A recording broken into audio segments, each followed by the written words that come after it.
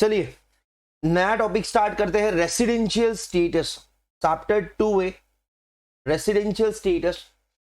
ध्यान से सुनना, बहुत मेजर अमेंडमेंट आया है इसके अंदर। मेजर मतलब पूरे इनकम टैक्स के अंदर जितना जो सबसे बड़ा इंपैक्ट है ना, वो ये अमेंडमेंट की वजह से जो फाइनेंस एक्ट 20 ने इंट्रोड्यूस किया है रेसिडेंशियल स्टेटस के लिए। ये मई 2021 नवंबर 2021 दोनों एग्जाम्स के लिए एप्लीकेबल है।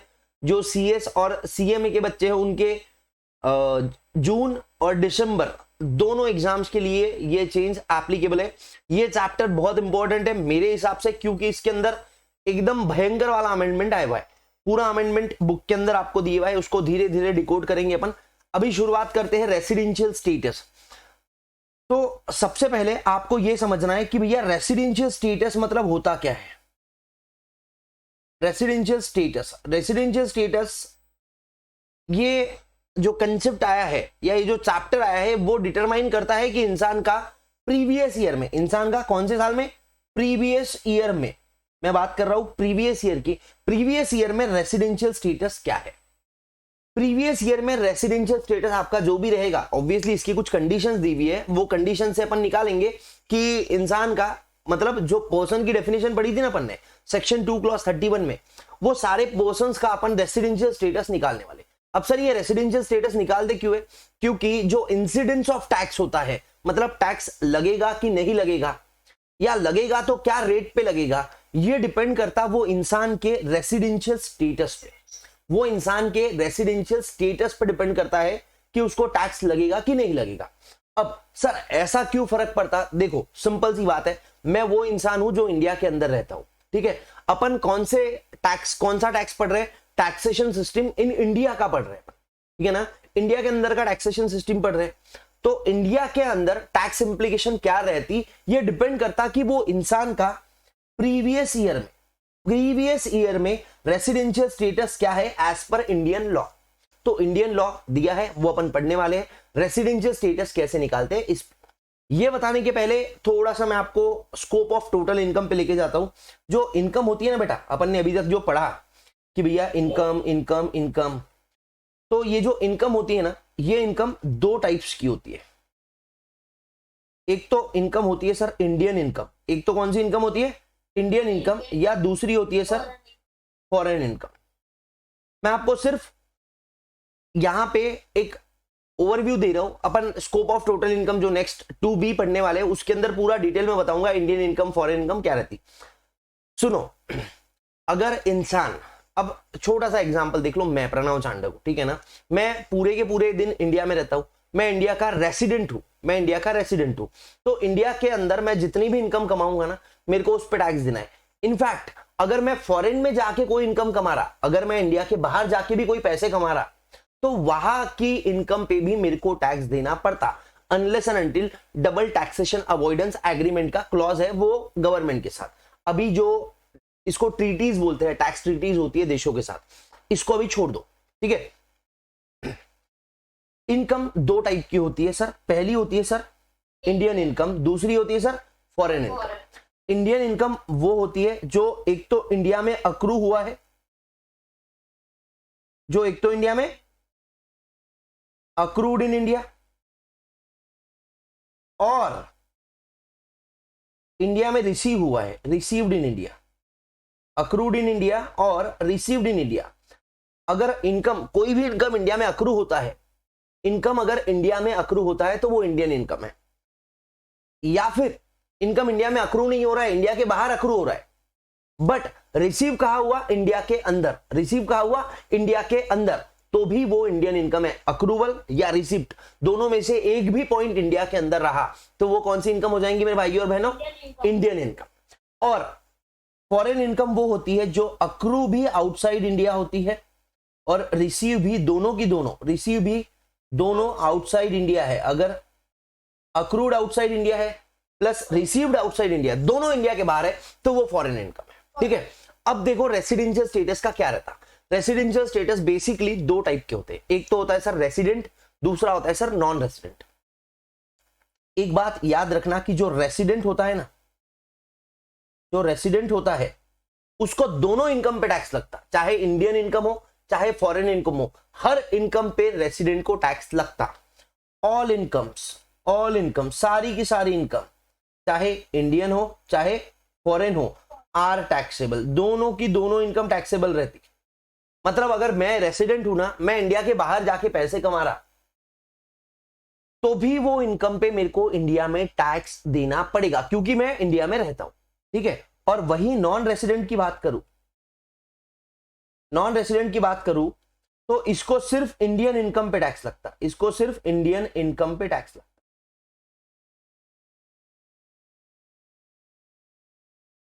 ये बंदे को जो नॉन रेसिडेंट है उसको सिर्फ इंडियन इनकम पे टैक्स लगता। अब छोटा सा एग्जांपल समझ लो, मैं रेसिडेंट हूं, अरे मैं इंडिया में रहता ना, पूरे दिन इंडिया में रहता मैं। अब मैं अगर इंडिया में पैसे कमा रहा तो ऑब्वियसली मेरे को उस पर इंडिया में टैक्स भरना पड़ेगा। इनफैक्ट अगर मैं इंडिया के बाहर जा रहा और वहां पैसे कमा रहा, तो भी मेरे को उस पे भी, वो अमाउंट पे भी इंडिया के अंदर टैक्स भरना पड़ता है। दूसरा एग्जांपल समझो, क्रिस गेल है, आपको पता है क्रिस गेल या डेविड वार्नर पता है? डेविड वार्नर पता है? अरे वो ऑस्ट्रेलियन क्रिकेटर, ठीक है। डेविड वार्नर ऑस्ट्रेलिया में मैचेस खेल रहा, ऑस्ट्रेलिया वर्सेस साउथ अफ्रीका की मैच चल रही है। डेविड वार्नर वो मैच खेला, वो मैच के लिए उसको ऑस्ट्रेलिया क्रिकेट ऑस्ट्रेलिया बोर्ड से फीस मिला, प्लस वो मैच में उसने सेंचुरी बनाया, वो मैन ऑफ द मैच था, ठीक है ना। तो ये पैसे कहां मिले उसको? ऑस्ट्रेलिया में। उसने मैच कहां खेला? ऑस्ट्रेलिया में। मतलब अक्रू कहां हुई इनकम? ऑस्ट्रेलिया में। अक्रू कहां हुई? ऑस्ट्रेलिया। रिसीव कहां हुई? ऑस्ट्रेलिया। मतलब ये फॉरेन इनकम है। बताओ, क्या अपने मोदी जी जाके डेविड वार्नर को ऑस्ट्रेलिया में जो मैच खेला उस पे जो उसने पैसे कमाए उस पे टैक्स मांग सकते क्या? नहीं मांग सकते ना। अरे आप अपने हिसाब से सोचो, आप जो इंडिया में पैसे कमाते उसके लिए आप ऑस्ट्रेलिया में टैक्स भरते क्या? नहीं। क्यों? क्योंकि इंडिया में कमाया तो उस पे इंडिया में टैक्स देना पड़ेगा। अगर मेरा ऑस्ट्रेलिया के साथ कोई लेना देना है तो अलग बात है। दूसरा एग्जांपल, डेविड वार्नर इंडिया में आया, आईपीएल खेला, ठीक है ना, प्लेयर ऑफ द मैच बना या मैन ऑफ द मैच बना, उस पे उसको 1 लाख रुपए का चेक मिला। तो वो इनकम कहां की है? वो खेला, मैच कहां खेला? इंडिया में। मैच कहां खेला? इंडिया में। इंडियन इनकम है। फिर इस पे हम उससे टैक्स मांग सकते, इस पे हम उससे टैक्स मांग सकते, चाहे वो नॉन रेसिडेंट भी हो। बोले क्यों? अरे भैया सोर्स कहां सा है, ये जो इनकम है इसका ओरिजिन कहां का है? हमारे यहां आके पैसे कमा रहा ना, तो हमको कुछ तो टैक्स दे भैया। आप समझ रहे हो बात को? तो दो टाइप की चीजें होती है इसके अंदर। ये बेसिकली इनकम क्या होती है, अक्रू मतलब क्या होता है, रिसीव मतलब क्या होता है, ये बाद में आगे मैं आपको स्कोप ऑफ टोटल इनकम में पूरा डिटेल में बताने वाला हूं।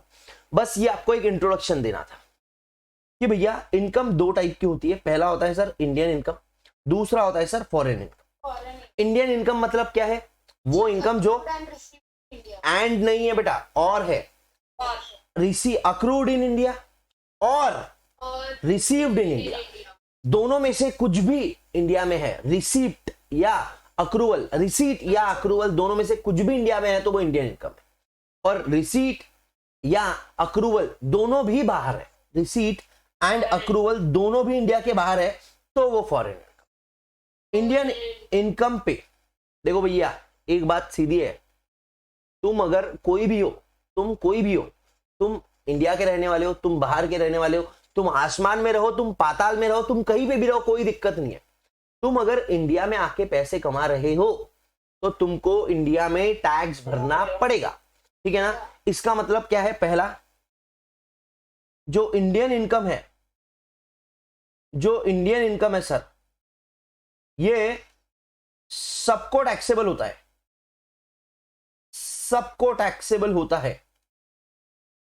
कहां पे? ऑब्वियसली सर इंडिया की बात कर रहे तो इंडिया में ये बात, मतलब वो जो कोई मिल गया वाला जादू है ना, धूप धूप करता था, वो अगर आके भी इंडिया में पैसे कमा रहा, मान के लो धूप ने सोचा कि मैं चार्ज करने लग जाता हूं लोगों को, ऋतिक रोशन को उड़ा रहा, धूप ने धंधा शुरू कर दिया, जादू ने लोगों को उड़ाने का, लोगों से पैसे चार्ज कर रहा 500 रुपए एक बार उड़ाने के। इनकम कहां कमा रहा? इंडिया में। कहां से आया हुआ है सर? अलग प्रदेश से आया हुआ है, अलग ग्रह से आया हुआ है, तो भी फर्क नहीं पड़ता। इंडियन इनकम भैया सबको टैक्सेबल होती है।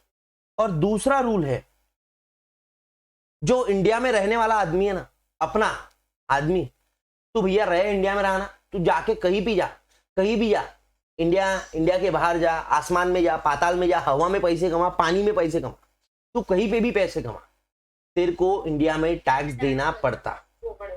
रेसिडेंट को सारी इनकम्स पे टैक्स लगता।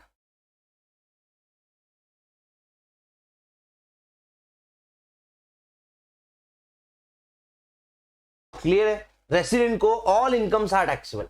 ऑल इनकम्स मतलब चाहे इंडियन हो चाहे फॉरेन हो, फर्क नहीं पड़ता। तू इंडिया में रहता ना तो तेरे को टैक्स देना पड़ेगा। यहां तक क्लियर है क्या? एक मोटा मोटा आइडिया आ गया क्या आपको? क्योंकि आगे चल के मेरे को बताना है कि भैया लोग रेसिडेंट क्यों होना चाहते हैं या लोग नॉन रेसिडेंट क्यों होना चाहते हैं। क्योंकि हमको पता है रेसिडेंट को पूरी इनकम पे टैक्स लगता, नॉन रेसिडेंट को सिर्फ फॉरेन इंडियन इनकम पे टैक्स लगता। नहीं, सिर्फ इंडियन इनकम पे टैक्स लगता, फॉरेन इनकम पे नहीं लगता। डेविड वार्नर का एग्जांपल, ऑस्ट्रेलिया में मैच खेला था, अपन टैक्स ले पाएंगे क्या? नहीं ले पाएंगे, उससे गलत हो जाएंगे ना। डेविड वार्नर ऑस्ट्रेलिया में मैच खेला, मोदी जी गए उसके पास, बोले टैक्स दो। बोले काय का टैक्स? बोले तुमने मैन ऑफ द मैच का अवार्ड मिला तुमको 1 लाख का, तो उस पे दो। वो बोलेगा भैया देख, ना मैं तेरे देश में आया, ना मैं तेरे देश का रहने वाला हूं, तेरे को काय को टैक्स दू? बराबर ना। डेविड वार्नर ऑस्ट्रेलिया में मैच खेल रहा, ऑस्ट्रेलिया में मैन ऑफ द मैच मिला, तो काय को टैक्स भरेगा भाई वो इंडिया में? हाँ, अगर वो इंडिया में आके खेलता है और इंडिया में मैन ऑफ द मैच का अवार्ड मिलता है तो भर सकता, तब कोई दिक्कत नहीं है। Are you getting my point? Yes. तो यहां पे अपना पूरा मसाला तैयार हो गया। अब चालू करते हैं पढ़ना। पहला पॉइंट, इंसिडेंस बोले तो बर्डन ऑफ टैक्स, मतलब टैक्स लगेगा कि नहीं लगेगा, of any assessee depends upon his residential status. Tax लगेगा नहीं लगेगा वो डिपेंड ऑन रेसिडेंशियल स्टेटस। अब देखो लिखा है taxability of income would depend on, पहला तो nature of income, Indian income है फॉरेन इनकम है। दूसरा प्लेस ऑफ अक्रूवल और रिसीट ऑफ इनकम, कहा अक्रू हुई है कहा रिसीव होंगी, ऑब्वियसली इससे ही अपन निकालेंगे उसका रेसिडेंशियल स्टेटस। और तीसरा रेसिडेंशियल स्टेटस ऑफ असेसी। ठीक है, नहीं पढ़ना है, ये पहली लाइन भी नहीं पढ़ना है, ये दूसरी लाइन भी नहीं पढ़ना है, काट दो इसको, काट दो बुक के अंदर। पहला पॉइंट जो इंपॉर्टेंट है वो बोलता है residential status of the assessee must be determined separately for each previous year. Her previous year के लिए आपको रेसिडेंशियल स्टेटस निकालना पड़ता। सर क्यों? क्योंकि हो सकता ये प्रीवियस ईयर में मैं रेसिडेंट हूं और अगले प्रीवियस ईयर में मैं नॉन रेसिडेंट हूं, हो सकता है ऐसे। ठीक है ना, रेसिडेंशियल स्टेटस हर साल चेंज हो सकता। ठीक है ना, residential status of a person in current previous year may be different from residential status in earlier previous year. क्यों? क्योंकि ऑब्वियसली सर कुछ कंडीशंस है वो अपने को देखने की है। इस साल, हर साल का याद रखना, हर प्रीवियस ईयर का रेसिडेंशियल स्टेटस अलग हो सकता है, कोई दिक्कत नहीं है इसमें। रेसिडेंशियल स्टेटस चेंज हो सकता क्या? सवाल पूछ रहा हूं मैं आपसे। पिछले प्रीवियस ईयर में नॉन रेसिडेंट था, क्या मैं ये प्रीवियस ईयर में रेसिडेंट हो सकता? जी हाँ, हो सकते, कोई दिक्कत नहीं है, हो सकते सर। ठीक है, to determine whether a particular income is taxable in the hands of assessee और not, we have to determine the residential status of the assessee. अच्छी बात है, ये बातें देखो, सिर्फ एक बात ये ध्यान में रखना। ठीक है, ये वाला एक पॉइंट है जो ध्यान में रखना है, क्योंकि सर ये वाला जो पॉइंट है ना, residential status in current previous year may be different from earlier previous year, ये तो आप आगे चल के करने वाले हो कि प्रीवियस ईयर 1920 में वो नॉन रेसिडेंट था, 2021 में वो रेसिडेंट हो गया, ये आप निकालने वाले हो। मतलब गलती से अगर आपको एमसीक्यूज में क्वेश्चन आ गया तो आपको पता रहेगा कि भैया depending on, based on your practical knowledge जो आपने सॉल्व किए हुए, आपको दिमाग में रहेगा कि भैया नहीं चेंज होता ना रे भाई, अपन ने वो क्वेश्चन में तो किया था। तो ये पॉइंट कोई काम का नहीं है और ये हमको पता ही रहने वाला है, ये कोई काम का नहीं है। मतलब यहां तक एक ही चीज काम की है, क्या? Residential status must be determined separately for each previous year. Okay, types of residential status कौन से? पहला तो सर देखो, रेसिडेंट होता है या नॉन रेसिडेंट होता है। एक तो आप रेसिडेंट हो सकते हो या आप नॉन रेसिडेंट हो सकते हो। अगर आप इंडिविजुअल या एचयूएफ हो, अगर आप इंडिविजुअल या एचयूएफ हो तो उनके अंदर दो और सेग्रीगेशन होते हैं। पहला होता है आरओआर और दूसरा होता है आरएनओआर। ये भी बताऊंगा मैं आपको। आरओआर मतलब resident and ordinarily resident, resident and ordinarily resident. RNOR मतलब क्या होता है? Resident but not ordinarily resident, resident but not ordinarily resident. ठीक है, अभी तक जितना मैंने आपको बताया, मेरे को बताओ नॉन रेसिडेंट को कौन सी इनकम पे टैक्स लगता है?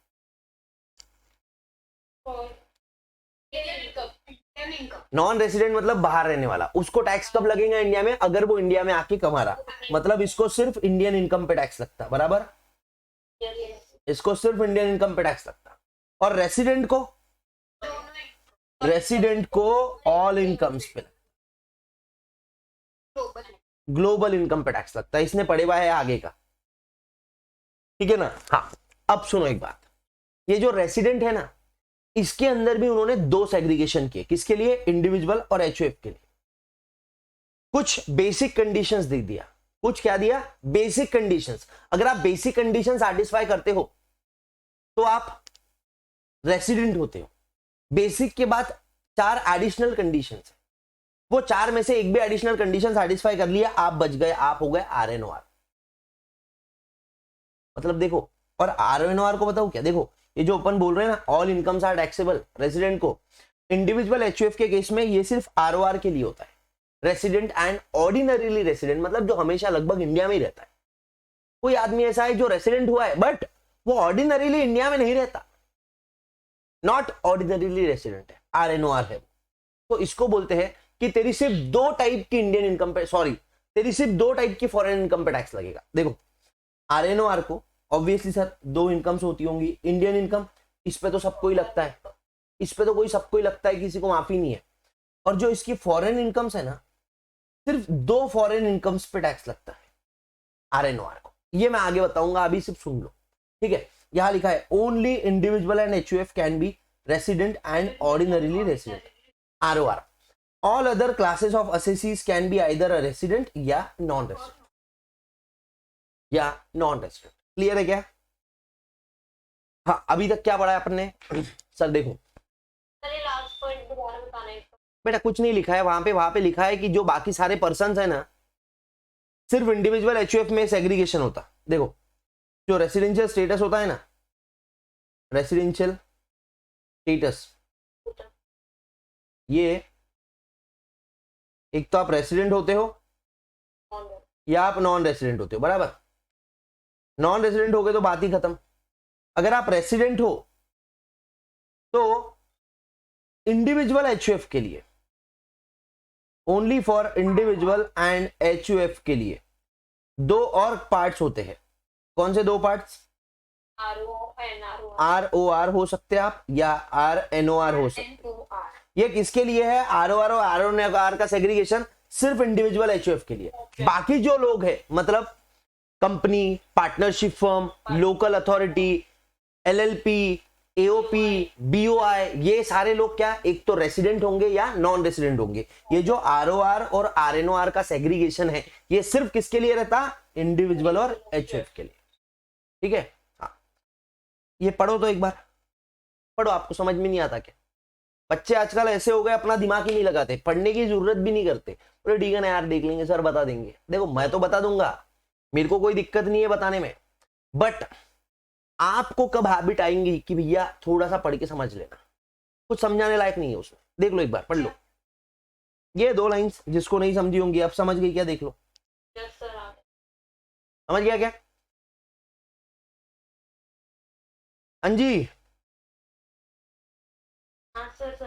जी, समझ गया। हाँ, अब रेसिडेंशियल स्टेटस निकालना है अपने को। अपन पढ़ने वाले रेसिडेंशियल स्टेटस कैसे निकालना। जो बेसिक चैप्टर में अपन ने नंबर पर्सन्स पढ़े थे ना, section 2 clause 31, individual, HUF, AOP, BOI, artificial juridical person, company, firm, LLP, इन सब का रेसिडेंशियल स्टेटस कैसे निकालना है अपन देखेंगे। क्यों? क्योंकि ये सारे लोगों पे टैक्स लगता है ना, तो टैक्स लगने के लिए देखना पड़ता है रेसिडेंट है कि नॉन रेसिडेंट है। ठीक है, तो सबसे पहले शुरुआत करते हैं इंडिविजुअल से। बहुत इंपॉर्टेंट है इंडिविजुअल का रेसिडेंशियल स्टेटस, सेक्शन 6 के अंदर दिया है, याद रखने की जरूरत नहीं है, ठीक है? Basic condition, individual is a resident in India. Individual resident रहता है if he satisfies any one of the basic condition. ये 2 बेसिक कंडीशन दी हुई है, पहला और दूसरा। ये दो बेसिक कंडीशन में से कोई भी एक कंडीशन उसने सेटिस्फाई कर लिया तो वो रेसिडेंट है, ठीक है ना। दोनों में से कोई भी एक, एनी वन, यहां पे भी और लिखा है, एनी वन कंडीशन अगर आप सेटिस्फाई करते हो तो आप कौन हो, रेसिडेंट हो, आप कौन हो, रेसिडेंट हो, ठीक है। अब सुनो ध्यान से, सर ये 182 डेज क्यों दिया है, ये 60 और 365 डेज क्यों दिया है, ये सवाल पूछना नहीं, ये सवाल अपने दिमाग में भी नहीं लाना, लॉ बनाने वालों ने सोच के करी हुआ है। सर हमको लॉजिक पता होना चाहिए, नहीं जरूरत है, ये रटना है, जहां जो लॉजिक पता होना है वो मैं आपको बता दूंगा, ठीक है ना। देखो जो प्रीवियस ईयर का आप रेसिडेंशियल स्टेटस निकाल रहे हैं, क्या बोल रहा हूं मैं आपको, अपन पढ़ रहे हैं, अपन बेसिक कंडीशंस, अपन क्या पढ़ रहे हैं अभी, बेसिक कंडीशंस, बेसिक कंडीशंस, ध्यान से सुनना। अगर एनी वन सेटिस्फाई करते हो, एनी वन, तो आप कौन हो गए, रेसिडेंट। और मतलब अगर आपको नॉन रेसिडेंट होना है तो आपने कोई भी नहीं, दोनों की दोनों बेसिक कंडीशन सेटिस्फाई नहीं करना पड़ता, दोनों में से एक भी कर लिया तो आप रेसिडेंट हो, दोनों में से दोनों नहीं किया तो आप नॉन रेसिडेंट, ठीक है ना। पहली बेसिक कंडीशन क्या है, जो प्रीवियस ईयर का आप रेसिडेंशियल स्टेटस निकाल रहे हैं, जो प्रीवियस ईयर का आप रेसिडेंशियल स्टेटस निकाल रहे हैं उसको बोलते हैं रेलेवेंट प्रीवियस ईयर, उसको क्या बोलते हैं, रेलेवेंट प्रीवियस ईयर। अपन प्रीवियस ईयर कौन सा निकालने वाले सर, अपन निकालने वाले प्रीवियस ईयर 2020-21 का, ठीक है ना। तो बोलता है stay in relevant previous year, relevant previous year को आरपीवाई लिखते हैं, stay in relevant previous year greater than और इक्वल टू 182 डेज। अगर आप इंडिया में रहते हो, कहां पे स्टे, कहां पे, इन इंडिया ऑब्वियसली, अगर आप इंडिया में प्रीवियस ईयर में 182 डेज या उससे ज्यादा रहते हो तो भैया आप रेसिडेंट हो, बात खत्म, नो इफ नो बट, बात खत्म हो गई। क्या बोल रहा है, stay in previous year greater than और इक्वल टू, मतलब मोर देन 182 डेज और मोर इंडिया में। अब ये 182 डेज या मोर को, उसको और तोड़ो सर, सवाल आता है क्या कंटिन्यूअस रहना जरूरी है, मतलब 182 डेज कंटिन्यू पूरा एक टाइम में रहना है क्या, नहीं, नॉट रिक्वायर्ड। कंटिन्यूस रहना जरूरी नहीं है, मतलब आप 40 दिन इंडिया में रहो, 20 दिन इंडिया के बाहर जाओ, फिर वापस आओ, 10 दिन इंडिया में रहो, 50 दिन बाहर जाओ, फिर वापस आओ, रहो, ऐसा टोटल मिला के पूरे साल भर में total total total total continuous नहीं बोला है, total stay in India in relevant previous year अगर ग्रेटर देन या इक्वल्स टू 182 डेज है तो आप रेसिडेंट हो, ठीक है ना। मतलब जो आदमी 182 डेज से कम इंडिया में है वो रेसिडेंट नहीं रह सकता, बराबर, यहां बच गया। अरे हो ना, अपन टैक्स बना रहे, ऐसा समझो कि अपन टैक्स लॉ बना रहे, अपन क्या चाहेंगे, लोग ज्यादा से ज्यादा रेसिडेंट रहे, क्यों, क्योंकि अगर रेसिडेंट रहा तो वो इंडिया में कमा रहा, इंडिया के बाहर कमा रहा, उससे हर पैसों पे टैक्स लेंगे, बराबर। इंडिया, अपन क्या चाहेंगे, लोग रेसिडेंट रहे। अब 182 डे या उससे ज्यादा रहा तो आप रेसिडेंट हो, ठीक है। जो आदमी ये कंडीशन से बच गया पहली, उसके लिए दूसरा है, उसके लिए दूसरा है, बोलता है stay in relevant previous year greater than equals to 60 days and last 4 previous years में greater than equals to 365 days India में हो आप तो भी आप रेसिडेंट हो सकते। पहला कंडीशन क्या था, ग्रेटर देन और इक्वल्स टू 182 डेज इंडिया में। अगर नहीं बेटा, ये वाला पहला 182 डेज, अगर आप 182 डेज से कम हो तो आप नॉन रेजिडेंट हो जाओगे, आपको लगेगा यस मैं बच गया, अब मेरे को फॉरेन इनकम पे टैक्स नहीं देना। नहीं नहीं नहीं नहीं, रुक जा बेटा, रुक जा रुक जा रुक जा, एक और कंडीशन घुसा दिया, क्या बोल के, प्रीवियस ईयर में 60 डेज से ज्यादा हो आप, और मतलब एंड वाला, ओआर वाला और नहीं, और हिंदी वाला और, एंड लास्ट 4 प्रीवियस ईयर में, मतलब अपन कौन सा प्रीवियस ईयर निकाल रहे हैं अभी कौन सा प्रीवियस ईयर निकाल रहे हैं अपन, अपना प्रीवियस ईयर है 2020-21, इसके अंदर आप 60 डेज या उससे ज्यादा, और लास्ट 4 ईयर मतलब प्रीवियस ईयर 2019-20, 18-19, 17-18, 16-17, ये 4 साल का भी आपका स्टे देखेंगे हम, और अगर ये मिला के 365 डेज या उससे ज्यादा है तो आप रेसिडेंट हो गए। देखो पहले इसके अंदर एक ही कंडीशन है, दूसरे में 2 है।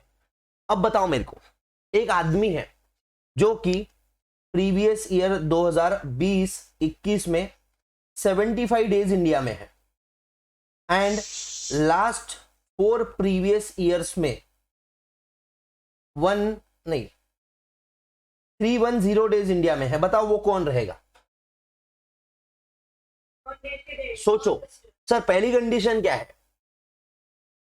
पहली कंडीशन क्या है? पहली कंडीशन क्या है? 182 डेज या मोर है क्या? नहीं है। करंट प्रीवियस ईयर में 182 डेज नहीं है। पहली बेसिक कंडीशन सेटिस्फाई नहीं कर रहा। दूसरी कंडीशन लगाओ। दूसरी कंडीशन में 2 पॉइंट्स है। पहला पॉइंट क्या बोलता? प्रीवियस ईयर में 60 डेज से ज्यादा, वो तो उसने सेटिस्फाई कर लिया।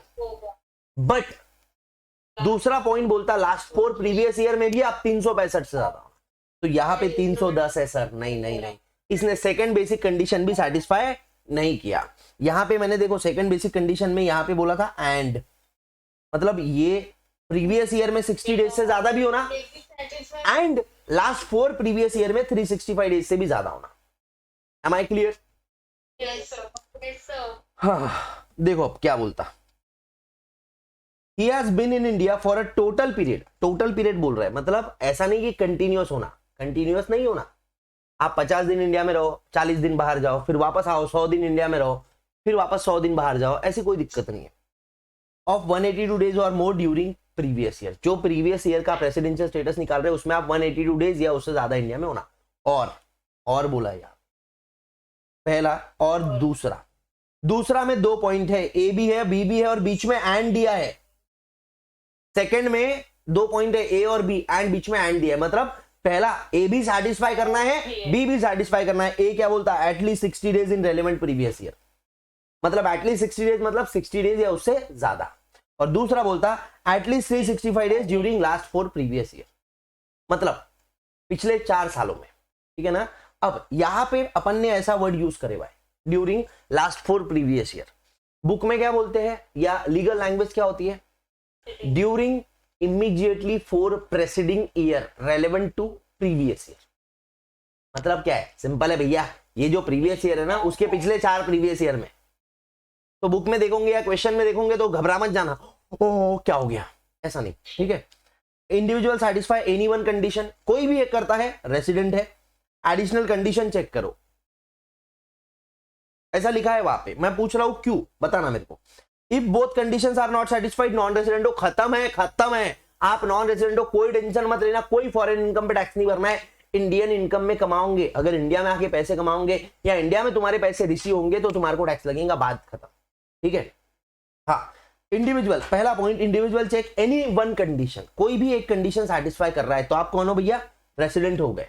और यहां पे लिखा है प्रणव जांडक ने चेक एडिशनल कंडीशन। पागल हूं क्या मैं लिखने वाला? नहीं। ये एडिशनल कंडीशन क्यों चेक करेंगे अपन? सर टू डिटरमाइन लिखेंगे अपने नोट्स में, टू डिटरमाइन ROR या RNOR, ROR हो या RNOR हो, ये डिटरमाइन करने के लिए हमको एडिशनल कंडीशन चेक करना है। क्लियर है क्या? हाँ, ये कंसेप्चुअल क्वेश्चन पहला, ICAI study material question 3, CS executive में भी दिया है, CMA इंटर में भी दिए हुआ है, तीनों के मॉड्यूल में एक क्वेश्चन दिया हुआ है, सेम टू सेम। मैंने मिस्टर भी लिखा, उन्होंने मिस्टर A से लेकर Z तक कुछ और डाला होगा। मैंने कैनेडियन सिटीजन लिखा, किसी इसमें जर्मनी लिखा होगा, किसी इसमें यूनाइटेड स्टेट्स लिखा होगा, कोई फर्क नहीं पड़ता, कंसेप्ट एक ही है। देखो बोलते पहली बार आया वो इंडिया में ड्यूरिंग प्रीवियस ईयर 16-17, 16-17 में पहली बार आया। सुनो, बंद करना है। प्रीवियस ईयर 16-17 में वो पहली बार आया, इसका मतलब क्या है बेटा?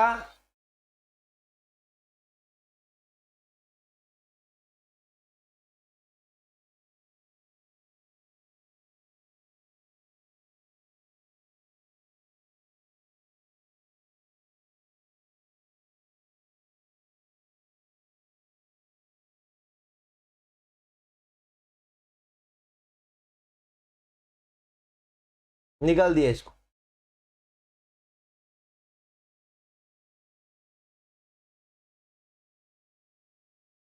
अब जो भी आवाज करेंगे उसको निकाल दिया जाएगा, ठीक है। कब आया पहली बार इंडिया में हो? 1617 में। इसका मतलब क्या है सर? 1617 के पहले वो कभी इंडिया में नहीं आया था, बराबर। हाँ। फाइनेंशियल ईयर 16-17 में वो कितने दिन था इंडिया में? 17-18 में कितने दिन था? 18-19, 19-20, 20-21 दिया हुआ है।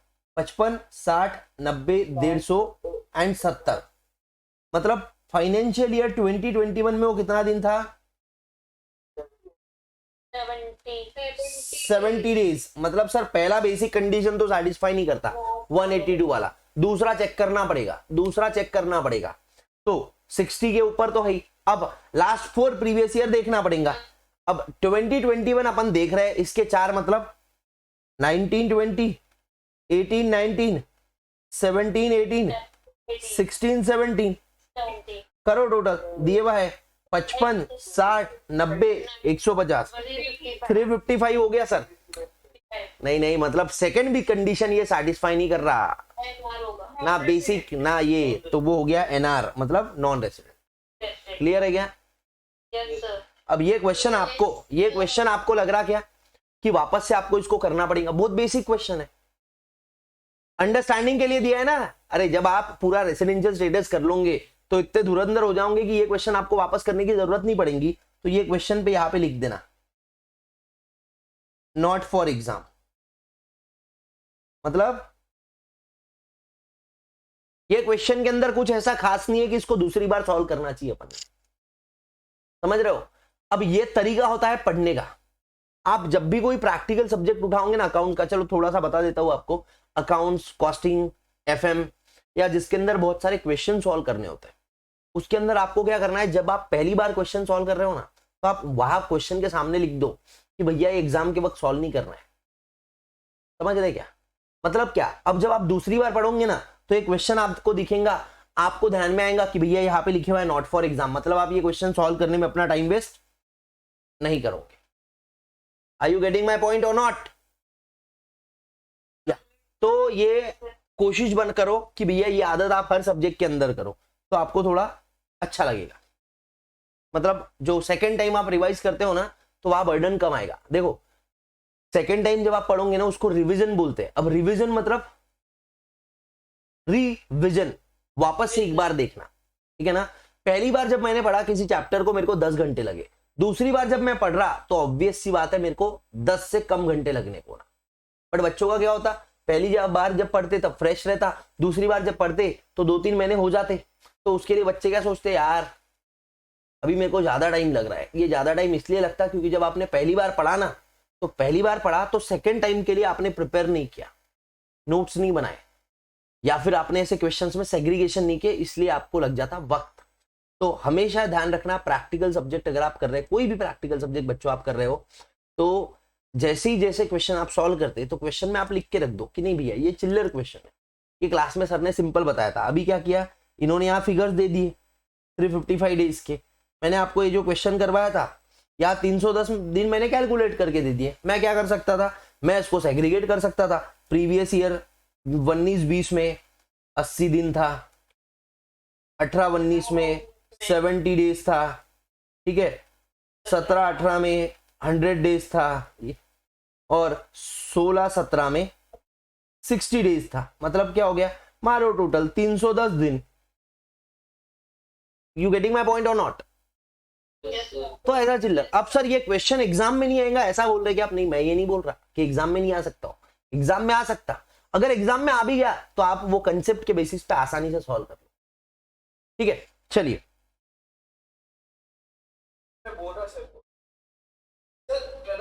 हाँ सर।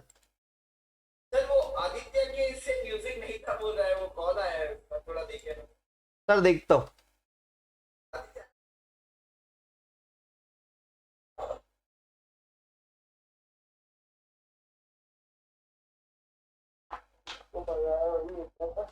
हाँ हाँ,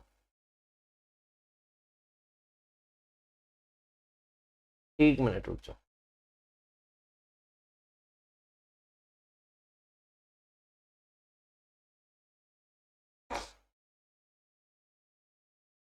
हाँ जी, देखो अब एक्सेप्शन है, following individuals will be resident only period of stay in India during previous year, during मतलब relevant previous year is greater than और इक्वल्स टू 182 डे। मतलब यहां एक्सेप्शन है, यहां लिखना exception to second basic condition, exception to second basic condition.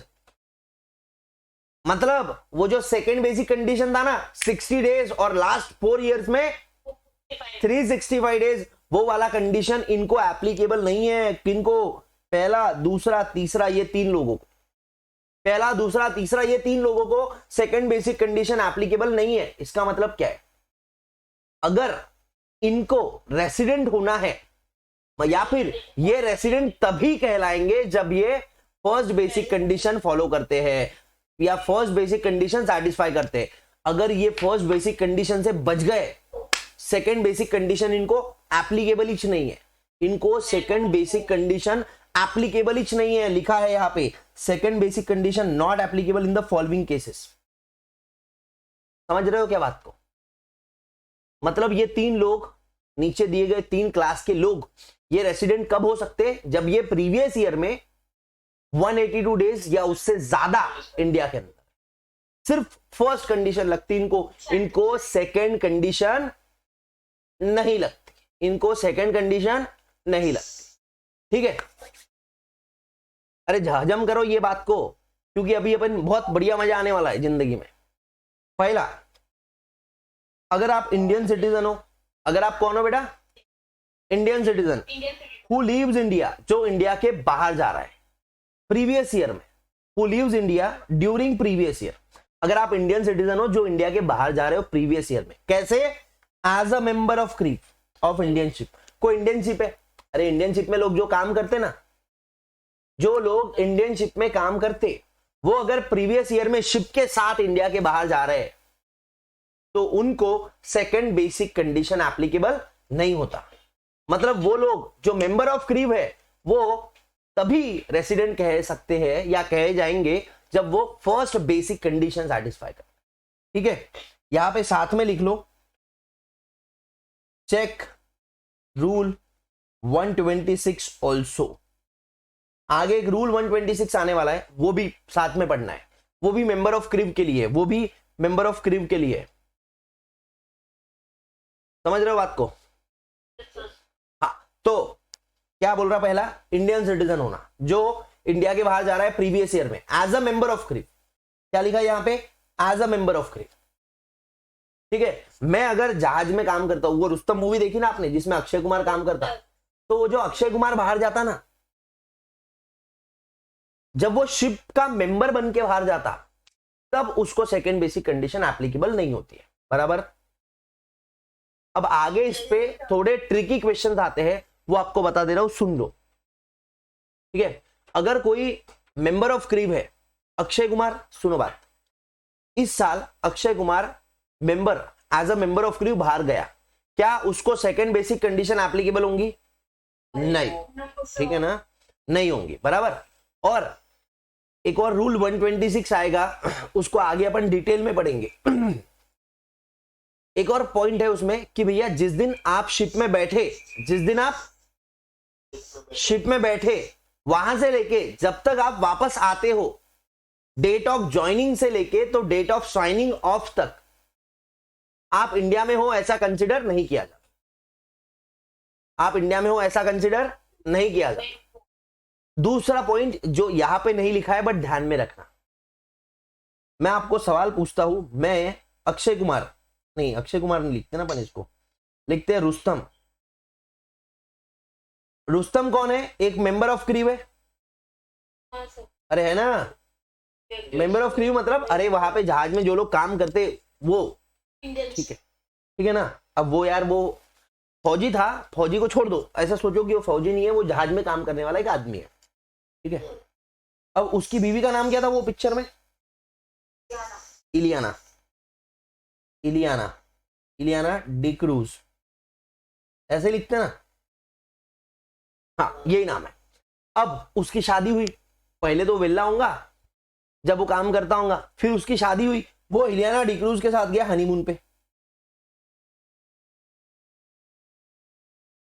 Honeymoon पे गया ना? अरे हाउ की नहीं गया होगा ना यार। हाँ, अब बताओ ये कौन है? रुस्तम कौन है? इंडियन सिटीजन है क्या? हाउ। क्या ये मेंबर ऑफ क्रीव है? हाउ। क्या ये इंडिया के बाहर जा रहा है? हाउ। बताओ इसको सेकंड बेसिक कंडीशन लगनी चाहिए कि नहीं लगनी चाहिए ये केस में, जब वो हनीमून पे जा रहा है?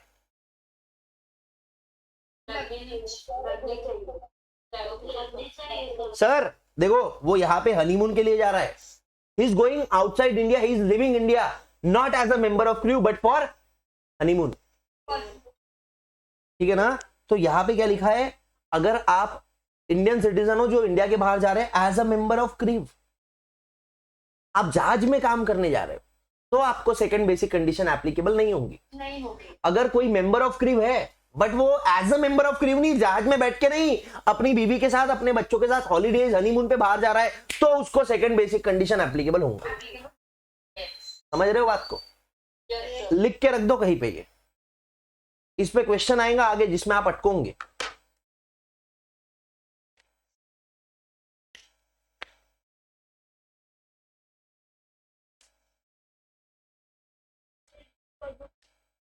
हाँ जी, क्या रिपीट करूं? अगर, हाँ लिखो लिखो, सुनो सुनो, अगर जो मेंबर ऑफ क्रीव है, सुनो सुनो, अगर मेंबर ऑफ क्रीव इंडिया के बाहर जा रहा है on ship duty, on duty जा रहा है, तो उसको सेकंड बेसिक कंडीशन एप्लीकेबल नहीं है। बट अगर वो ऑन हॉलीडेज और फॉर पर्सनल पर्पस जा रहा है, तो उसको सेकंड बेसिक कंडीशन एप्लीकेबल होंगी। यहां लिखा है as a member of crew, as a member of crew, as a, आप कैसे जाने चाहिए? As a member of crew जाने चाहिए। अगर आप मेंबर ऑफ क्रीव हो और इंडिया के बाहर जा रहे हैं, तो उसको एग्जम्पशन नहीं है सेकंड बेसिक कंडीशन से। एग्जम्पशन किन को है? जो आदमी मेंबर ऑफ क्रीव है और जहाज में बैठ के जा रहा है ऑन ड्यूटी। ठीक है।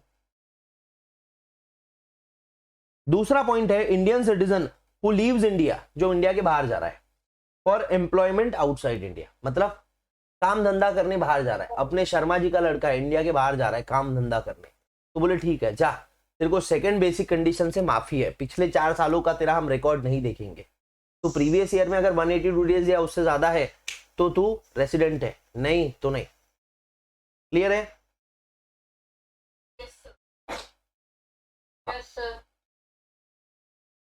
पहला था इंडियन सिटीजन जो इंडिया के बाहर जा रहा है, दूसरा भी था इंडियन सिटीजन जो इंडिया के बाहर जा रहा है। पहला पॉइंट था as a member of crew जा रहे हैं, दूसरा पॉइंट था फॉर एम्प्लॉयमेंट आउटसाइड इंडिया जा रहे हो। अब फॉर एम्प्लॉयमेंट आउटसाइड इंडिया मतलब क्या लिख लेना, जॉब, बिजनेस, सब आता। अच्छा, एजुकेशन एम्प्लॉयमेंट में कब से आ गया, मारू क्या? मतलब जो जो पर्पस के लिए इंडिया के बाहर जाते सब बता दिए। नहीं नहीं, मतलब एम्प्लॉयमेंट में लोग पूछते जनरली सर एम्प्लॉयमेंट मतलब सिर्फ नौकरी क्या? नहीं, अगर आप बिजनेस सेटअप करना है आपको, आपने सोचा बोले दुबई में जाके बिजनेस सेटअप करूंगा भाई का, तो भी आपको सेकंड बेसिक कंडीशन एप्लीकेबल नहीं है। ठीक है? अरे ठीक है, यहां जॉब। थर्ड, इंडियन सिटीजन, और एक और नया टर्म है पर्सन ऑफ इंडियन ओरिजिन। ये क्या रहता है ये बाद में बताता हूं। अगर आप इंडियन सिटीजन हो या दोनों में से और लिखा है पर्सन ऑफ इंडियन ओरिजिन हो, जो इंडिया पे विजिट को आ रहे हैं in previous year, who comes on visit to India. अब देखो, शर्मा जी का लड़का, शर्मा जी का एक लड़का है, ठीक है ना, इंडिया के बाहर गया, बोले जॉब करूंगा, बिजनेस करूंगा। शर्मा जी का लड़का है, शर्मा जी का लड़का है ना, अरे शुभम शर्मा शर्मा जी का ही तो लड़का है। ये इंडिया के बाहर गया कब? प्रीवियस ईयर 2017-18 में। तो इसको प्रीवियस ईयर 2017-18 में second basic condition not applicable रहेगा। क्यों? क्योंकि वो प्रीवियस ईयर में एम्प्लॉयमेंट पर्पस के लिए इंडिया से बाहर जा रहा है। अब बताओ, शर्मा जी का लड़का है, दिल तो है ना उसमें, भैया अपने पेट के लिए गए हुआ है पर दिल तो है। शर्मा जी से मिलने आएगा कि नहीं आएगा? इंडिया में आएगा। बहुत अच्छा लड़का है, बहुत अच्छा लड़का है शर्मा जी का, शुभम शर्मा। ठीक है ना? प्रीवियस ईयर 2020 21 में भाई साहब 2 महीने के लिए इंडिया में आए, 2 मंथ्स के लिए। फिर ये कोविड के वजह से नहीं है, बरा पप्पा की तबीयत खराब थी इसलिए आया, कुछ काम से आया। भैया अपने मिट्टी से मिलने आया है, भारत माता मेरी मिट्टी है कि नहीं है? तो मिलने आएगा कि नहीं आएगा, उसका मन है कि नहीं है? सर आ रहा है, वीकेंड पे आता है, बहुत कमा रहा है, करोड़ों में छाप रहा है। हर वीकेंड, हर सैटरडे फ्राइडे नाइट निकलता है वहां से, संडे नाइट यहां से वापस जाता है, हर वीक में आता है सर। कितने वीक है महीने में? 52। हर 2 दिन यहां पे रहता है, कितना हो गया? 104 डेज इंडिया में रहता है। हो सकता है भाई, हो सकता है। इंडिया के बाहर गए हुआ है ना, अब मिलने को आ नहीं सकता क्या? अपने रिश्तेदारों से मिलने आ सकता, अपनी बहन होंगी, अपनी बीवी होंगी, नहीं बीवी को साथ में ले आऊंगा, खैर कोई एक आधा बैचलर होगा तुम्हारे जैसा, बहुत दुबई में चले गया, यहाँ पे आएगा, उससे मिलने आएगा कि नहीं आएगा? आओगे कि नहीं आओगे? तुम आओगे तो भैया उसको कैसे बोलोगे आप सेकंड बेसिक कंडीशन में फंस गए? नहीं नहीं नहीं नहीं, उसको भी माफी दे दिया, उसको भी माफी दे दिया। वो इंसान जो इंडिया के बाहर गया हुआ है, जिसका धंधा इंडिया के बाहर है, और वो इंडिया में अपने रिश्तेदारों से, भाई बहनों से, गर्लफ्रेंड से, दोस्तों से मिलने आ रहा है, भारत माँ से मिलने आ रहा है, सेकंड बेसिक कंडीशन एप्लीकेबल नहीं है। Such person must be engaged in employment और बिजनेस आउटसाइड इंडिया, जिसका बाहर धंधा है, इंडियन सिटीजन और person of Indian origin who comes